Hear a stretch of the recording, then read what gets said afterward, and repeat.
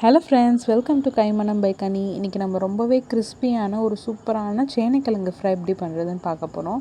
சேனைக்கிழங்கு வீட்டில் இருந்தால் கண்டிப்பாக இந்த மாதிரி ட்ரை பண்ணி பாருங்கள். இப்போ வீடியோக்குள்ளே போய் ரெசிபி பார்க்கலாம். ஃபஸ்ட்டு ஒரு 1/2 கிலோ சேனைக்கிழங்கு நான் எடுத்திருக்கேன். இந்த மாதிரி க்யூபாக கட் பண்ணிவிட்டு புளி தண்ணியில் ஊற வச்சுக்கிறேன்.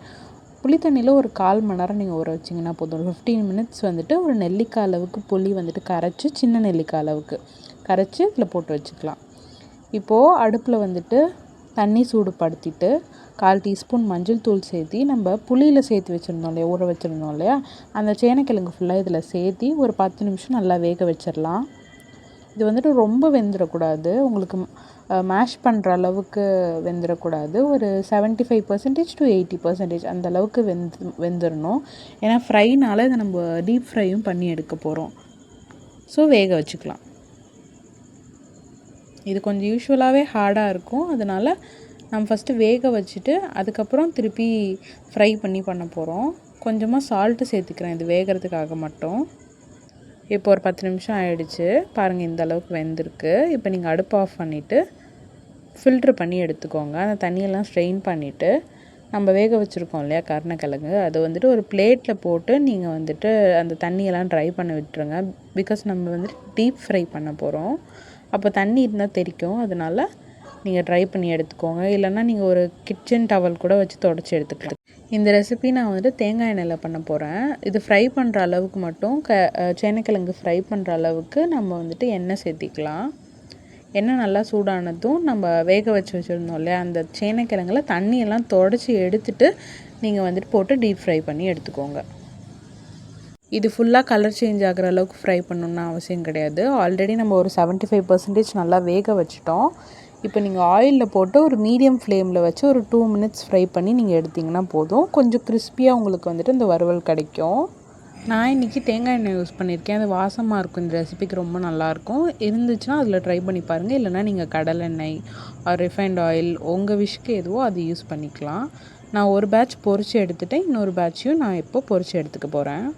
எல்லாத்தையும் ஃப்ரை பண்ணி எடுத்து வச்சுட்டேன். இப்போ அதே பேனில் 2 டேபிள் ஸ்பூன் மட்டும் தேங்காய் எண்ணெய் சேர்த்திருக்கேன். அது கூட ஒரு சின்ன துண்டு பட்டை, 1/2 டீஸ்பூன் சோம்பு சேர்த்தி அதை நல்லா ஃப்ரை பண்ணிக்கோங்க.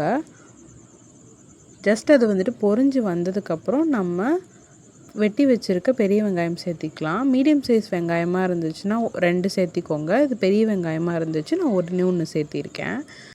இந்த வெங்காயம் வந்துட்டு கொஞ்சம் டிரான்ஸ்பரண்ட்டாக ஆகிற அளவுக்கு நல்லா வதக்கிக்கலாம். கண்ணாடி பதம்னு சொல்லுவாங்களே, அந்த அளவுக்கு நல்லா வதக்கிக்கோங்க.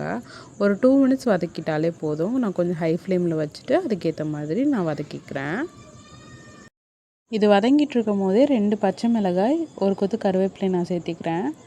பச்சை மிளகாய் வந்துட்டு நீங்கள் சேர்க்கும் போது ரொம்ப சின்னதாக கட் பண்ணி போடணுன்னு அவசியம் கிடையாது. ஏன்னா நம்ம மசாலாஸ்லாம் போட போகிறோம், அதுலேயே கொஞ்சம் காரம் இருக்கும். இந்த பச்சை மிளகாய் கொஞ்சம் டேஸ்ட்டுக்காக தான், ஸோ அதனால் கீரி மட்டும் போட்டுக்கோங்க. அதையும் சேர்த்திட்டு நல்லா வதக்கிக்கலாம். இப்போவே வந்துட்டு வெங்காயம் நல்லா இந்த டிரான்ஸ்பரண்ட்டான பக்குவத்துக்கு வதங்கி வந்துடுச்சு. இப்போது நம்ம தக்காளி சேர்த்திக்கலாம். தக்காளியும் சேம் அளவு தான், ஒரே ஒரு பெரிய தக்காளி நான் சேர்த்திருக்கேன். மீடியம் சைஸாக இருந்துச்சுன்னா 2 சேர்த்திக்கோங்க. நீங்கள் தக்காளி சேர்த்த பிறகு ஒரு 2 நிமிஷம் நல்லா வதக்கி விட்டுட்டு மூடி வச்சு வேக வச்சுக்கலாம். ஒரு 2 மினிட்ஸ் வெந்துருச்சு மூடி வச்சு. இப்போ வந்துட்டு ஓப்பன் பண்ணதுக்கப்புறம் பூண்டு சேர்த்திக்கலாம். நான் வந்துட்டு ஒரு 7 பல் பூண்டு இடித்து வச்சுருக்கேன், அதையும் சேர்த்திக்கிறேன். இஞ்சி சேர்க்க தேவையில்லை, நீங்கள் பூண்டு மட்டும் சேர்த்தா போதும். பூண்டையும் சேர்த்துட்டு பூண்டோட ரா ஸ்மெல் போகிற அளவுக்கு நல்லா வதக்கி விட்டுக்கோங்க. இப்போ நம்ம மசாலாஸ்லாம் ஆட் பண்ணிக்கலாம். 1/4 டீஸ்பூன் மஞ்சள் தூள், 1/2 டீஸ்பூன் மிளகாய் தூள், 1 டீஸ்பூன் மல்லித்தூள் சேர்த்திக்கிறேன். இது கூட 1/4 teaspoon garam masala, again 1/4 teaspoon கறி மசாலா. எல்லாத்தையும் சேர்த்துட்டு ரா ஸ்மெல் போகிற அளவுக்கு வதக்கிக்கலாம். நான் வந்துட்டு எண்ணெய் கொஞ்சம் கம்மியாக இருந்துச்சுன்னு 1 டேபிள் ஸ்பூன் எண்ணெய் மட்டும் எக்ஸ்ட்ரா சேர்த்திருக்கேன். தேவையான அளவுக்கு உப்பு சேர்த்திக்கிறேன். உப்பு சேர்த்திட்டு நல்லா வதக்கிட்டு கொஞ்சமாக தண்ணி சேர்த்து எண்ணெய் பிரிஞ்சு வர அளவுக்கு குக் ஆக விட்டுருங்க.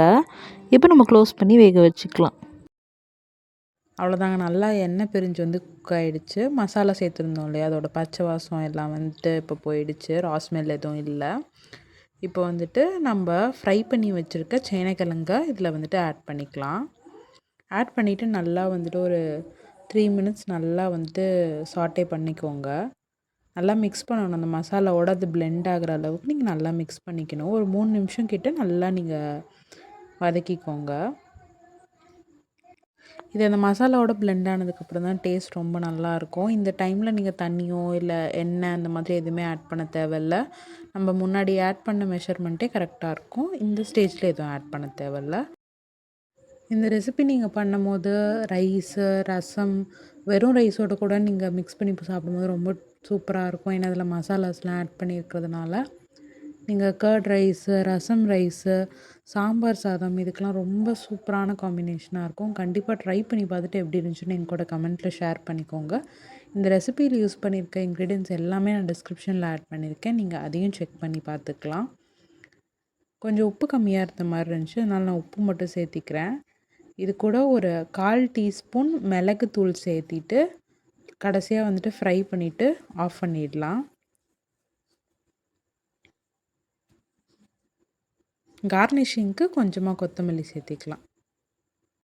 அவ்வளோதாங்க, நம்ம சூப்பரான சேனைக்கிழங்கு ஃப்ரை ரெடி ஆகிடுச்சு.